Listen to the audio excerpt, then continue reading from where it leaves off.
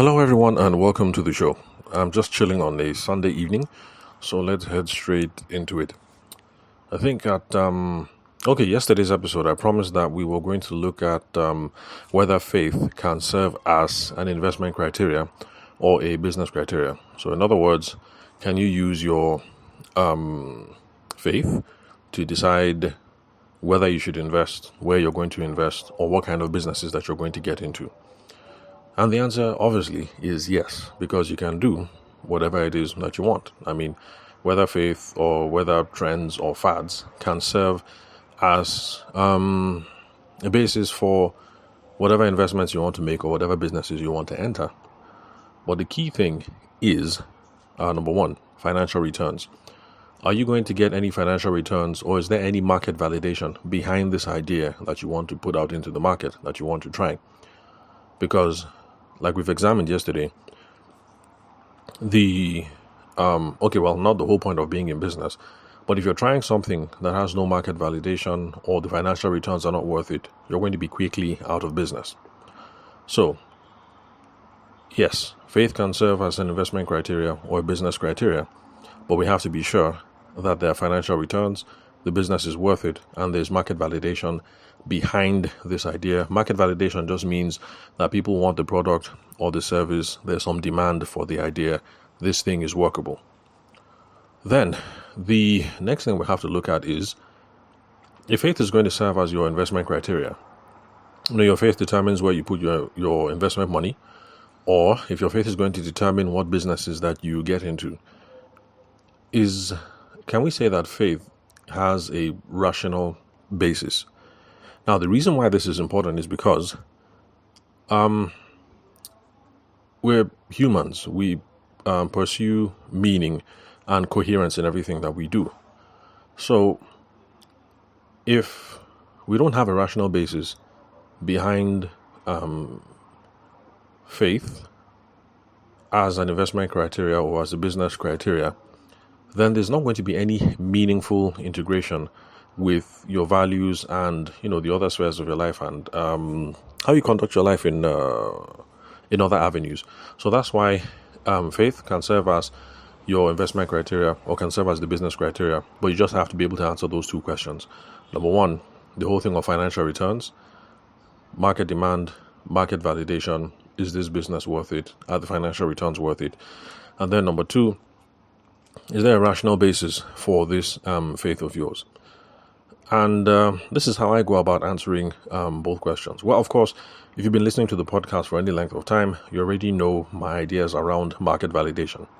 So if this is your first time of listening to the show, and you want to figure out how to get involved in a business, how to figure out if there's market validation for your idea, if there's market demand for your idea, if people think the idea is valuable, if people think the idea is valuable enough to pay for the idea, then all you have to do is use market validation as a key term when searching within my own podcast, and you'll be able to find all those episodes. Or I think I did a series of episodes on how to start your business in 3 easy steps. So search for those and you're going to get some stuff there about market validation as well. So now let's move on to faith and whether faith is a rational criteria. Now, this is a really important question today because most people today assume that faith is a wishy-washy thing. They assume that faith is a relative thing. As per, I have my faith, you have your faith, this other person has his lack of faith, all join. It's all the same. What's the big deal? But unfortunately, that's because in modern society, we have a very poor understanding of what faith means, what rationality means, and the relationship between the two. I'm not going to go into details on the whole thing because that'll make this podcast extremely lengthy. And then again, this is a podcast not on philosophy, but on business, especially on sales, personal selling, sometimes marketing, things like that. But suffice it to say that faith actually is a very rational proposition. So this whole thing of faith is relative. I'm a Christian, you're a Muslim, I'm an atheist. What's the big deal? All join, different flavors. No, it's not different flavors. Faith is a very rational proposition. And by that, I mean that when you take faith stances, whether you take Christianity or Islam or atheism, it is something that you can rationally critique or philosophically critique to arrive at a position of objective truth. I know that some of you don't believe in objective truth. If I have a friend of mine that I thought she was an okay chick until I found out that she's one of those people who believes that objective truth doesn't exist. But find it kind of confusing because she doesn't live her life that way. Like, there's no such thing as objective truth. Well, anyway, what I'm just trying to say is that faith is a very rational proposition because the ideas behind faith are what undergirds reality. Why is there the fact that things exist? Because if we think about it, there's absolutely no reason to say that this world has to exist, or that I have to exist, or that you have to exist. Does God exist? So these questions are rational and philosophical propositions. Because if you answer the question, what undergirds reality, or does God exist, and you answer it yes, then the next question is, what has he revealed? Because what he revealed, what he, in quote, has revealed, will throw up stuff that are normative for mankind. And by that, what I mean is, what is mankind, what are human beings supposed to do? Oh, by the way, I'm not trying to trigger anybody with this episode. So every time that I say he, there are lots of historical and philosophical reasons why when people talk about God, they use he. I've addressed that in the previous episode. I can't remember the title. But if anyone has qualms with it, just let me know and we can have a conversation about that. And then when I say mankind, I'm not trying to trump up patriarchy and blah, blah, blah, blah, blah. It's just that we need to have a universal word for the race of Homo sapiens. And for now, mankind is one of those terms. So, where was I? Oh, yeah, so it's a rational proposition. What undergirds reality? Does God exist? If he exists, what has he revealed? What things are normative for human beings? What should we be doing? And this whole thing about God's existence is a rational proposition because it's something that you can critique philosophically. And my favorite arguments about this whole things are the contingency arguments. You know, the things that show that nature doesn't explain itself. You have to look outside of nature to be able to find out what it is that is the cause of nature, the cause of creation, the cause of reality. And this whole thing of looking for scientific proof or empirical proof is not going to answer the question because empirical proofs are limited. If you're going to look for empirical proofs for everything, you can only find empirical proofs for things that you can see, taste, touch, smell, measure, or demonstrate in a laboratory, which is why there's no empirical proof for love, because you cannot see, taste, smell, measure, or do scientific experiments for love. So, anyway, let me move beyond this more philosophical part of the podcast, but I'm just trying to demonstrate to you guys that when I say I'm a Christian, or I say I'm a Muslim, or I say I'm an atheist, it's not a matter of all join different flavors. What's the big deal? Actually, it is a big deal because no matter which position you take, we can have rational arguments and there are rational propositions to try and arrive at who is telling the truth and what is objective reality. Okay, so let me skip beyond that since this is not a podcast on philosophy. I want to move on to another question about why faith people are so hung up over business decisions. Because there's some people who think, look, you're a Muslim, what's the big deal? Like, you can sell pork now, what's the big deal? No be pig, is it no money? Or somebody will say like, yeah, you're a Christian, you're Catholic, so why can't you run a strip joint? Oh, by the way, it happens in Lagos. I know someone who's Catholic who has multiple strip joints, and funny enough, I moved to Abuja. I run into another person who owns a strip joint, or should we say an adult entertainment bar, and the fellow also happens to be Catholic as well. So I'm just wondering if there's a certain predilection for Catholic businessmen to run those sorts of establishments. Anyway, don't mind me, I'm just being silly. So yeah, some people say, what's the big deal? Now, this is the reason why faith people, in quote, have a big deal about these sorts of things. First of all, there's this whole thing of stewardship of creation in the Christian and the Muslim tradition. And because of that, there's a special role of man or humanity. Yes, let me say humanity. So that people don't think I'm propping up patriarchy here. So there's a special role of humanity to steward creation, and so that's why it is important. So there's a question of stewardship, and then there's also the problem of material cooperation with evil. What that means is this: there's good and there's bad. People who are in faith traditions do not want to do anything that cooperates with bad, which is the reason why all the people that run around talk about the environment, like Bono, what's her name, the actress, and the rest of them. That's the reason why, so excuse me, people look at them as if they're hypocrites, because they say, look, you're talking about the environment, but then you're going to leave this whole thing and you're going to fly in your private jet all over the world. If you love the environment, why not just fly? Why not just fly economy? So if you're going to divide the world into good and evil, and good is environment, and then bad is anti-environment, then if you're going to talk the talk, but then not walk the walk, then you're going to be cooperating with things that are bad. So these are the two main things, and that is the tension that kind of comes up when you run into someone and he's Catholic, but he owns a strip joint or an adult entertainment establishment, or you run into a Muslim and he sells pork, or maybe he invests in alcohol or something. So these are the tensions, the stewardship, and then there's the problem of cooperation with evil. So these are some of the tensions that come out of the whole thing.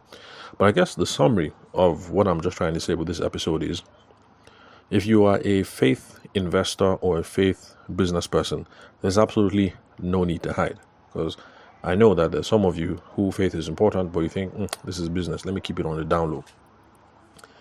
And in a certain sense, when we're trying to close the sale, yes, you're not supposed to bring up religion, politics, and what else? I can't remember the third. Three things. But if you think that there's a rational basis for these things that you hold to that are true, and that is a rational basis that can be justified, then I'm not saying you should go around and throw your Christianity or your Islam in everybody's face, but there's absolutely no reason to hide that you are a faith investor or a faith driven business person, or someone who's got an environment based that the criteria for your investments are the environment or the advancement of women, or whatever it is, so long as there's a rational basis, and there's financial return, you can have meaningful conversations around these things. It doesn't have to be something that you are scared of. So long as, just remember, market validation, the business fundamentals have to be spot on. Because even if you're trying to do something for the glory of God, but the business fundamentals are not there, you're either going to have to make it a great act of charity, or you're going to have to fold up the business. So the business fundamentals have to be there, financial returns, cash flow management, blah, blah, blah, all those things, they have to be there. Then, for the problem of cooperation with evil, for those of you who are faith-driven business people, or you have a conscience, you have to just bite the bullet. So if you're Catholic and you have strip joints, you have to be coherent about that. Close your strip joints. Or anyway, I'll leave you to decide what it is you're going to do with your strip joints. Or if you're a Christian, should you be involved in adult entertainment? If you're a humanist atheist, should you be involved in a business that kind of has overtones of human trafficking? Which is why that whole Nike thing that I mentioned yesterday, that's kind of the emotional angst that those people are going through. Like, okay, Nike, good investment, but they're running sweatshops, they're not paying children well, blah, blah, blah. So these are some of the tensions. And then if you're a Muslim, the whole thing about alcohol and pork, should you be in all that? So the faith is important. Grow some balls and get some courage, get some moxie, and decide. So for those of you who are dealing with all kinds of acts around these issues, because believe me, we all do from time to time. As a business consultant, I get approached by some people and looks like this thing is making money, but then I'm like, well, as a Christian, is this the sort of thing that I should be putting my time and money and mental abilities too. So we all have these sorts of things. So if you're dealing with those sorts of angst, make sure that you have your religious dealer on speed dial. Call your imam, call your pastor, sit down, have a chat, do some research online, or maybe attend a class on business ethics or something, just so that we can get the framework that we need to be able to decide these sorts of things. So I'm a Muslim. I'm not going to touch the alcohol, but it looks like this hotel is making good money. Should I put money behind it, knowing that the key driver is that they serve alcohol at the end of the day? So that's how we deal with these sorts of things. Speak with your religious leaders, do some research around business ethics and stuff like that, and you should be able to find the answers that will help move you forward. But the answer to the question, can you say that my faith is going to serve as criteria for getting into business? Yeah, the answer is yes. Can my faith serve as a criteria for getting into investment? The answer, is yes. That's for sure. Just make sure financial returns, market validation, you need to lock that down. There also has to be a rational basis, so that today it's not your faith in Christianity that decides this decision, and then tomorrow it's your new age or whatever that determines you entering into another decision, and then 2 years down the line you become an atheist, and then it's the atheist whatever that is, or your faith in Santa Claus or whatever it is. There just has to be some rational basis to all these things, so you don't keep hopping and hopping and hopping. So you meet those two things, in my own opinion, you're cool walking around and using your faith as your investment criteria or your business criteria. So with that, we have come to the close of this particular topic. Might as well just wrap it up quickly, so that this doesn't become an exercise in philosophy. So remember to connect with me on LinkedIn. My name is Tavashima Ayede. I'm the host of the show. You can confirm the spelling of my name so that you can find me on LinkedIn. And my email address is also going to be visible on the link that you're using to listen to this episode. Then connect with me on WhatsApp. I love hearing from you guys. The phone number is 080-6466-2140, and the country code is +234 for those of you who are not Nigerian. Thanks for your time and attention. I'll catch you guys in the next episode. And don't worry, we are done with all the philosophical stuff, so you don't have to be scared that you came here for business and instead you're getting a sermon. So I'll catch you guys tomorrow.